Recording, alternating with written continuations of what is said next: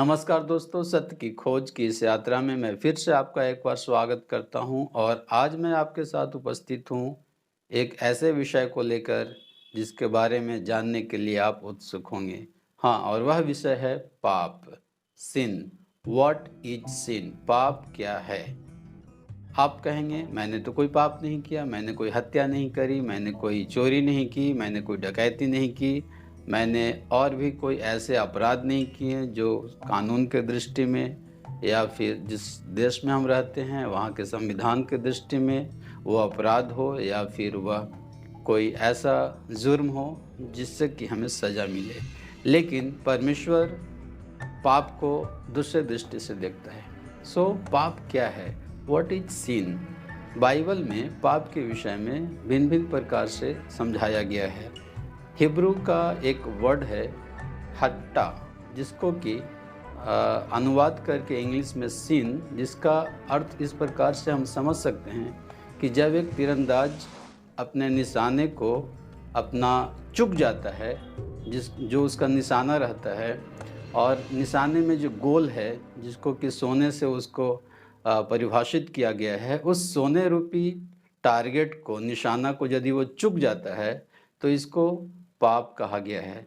और इसी शब्द से हम यह समझने का कोशिश करेंगे कि हमारे मनों में भी परमेश्वर ने एक व्यवस्था को डाला और बाइबल इस बात को कहती है कि परमेश्वर हमारे मनों में व्यवस्था को डाल के रखा है, और यदि हम इस व्यवस्था को जो हमारे मन में है, हमारे अचेतन में है, उसका उल्लंघन करते हैं, इसका मतलब कि हम परमेश्वर की व्यवस्था का उल्लंघन करते हैं और हम पाप का भागी हो गए। परमेश्वर हमारे हृदय में अपने विचार को, अपने नियम को, अपने व्यवस्था को लिख के रखा है, और यदि हम उसको उल्लंघन करते हैं, उसके विरोध में जाते हैं, तो हमारे लिए एक प्रकट हुआ, बाइबल कहती है, और वह सब पापों को हर कर ले गया, और वह था यीशु मसीह। बाइबल इस बात को कहती है, रोमियो की किताब 3 अध्याय उसका 23वें पद में, कि सबने पाप किया है और परमेश्वर के महिमा से रहित हैं।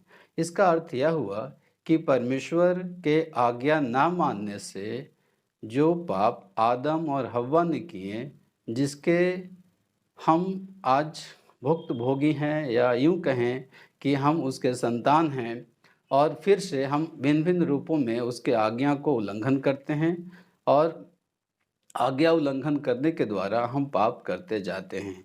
तो आज का विषय मैं यहीं पर ख़त्म करूँगा।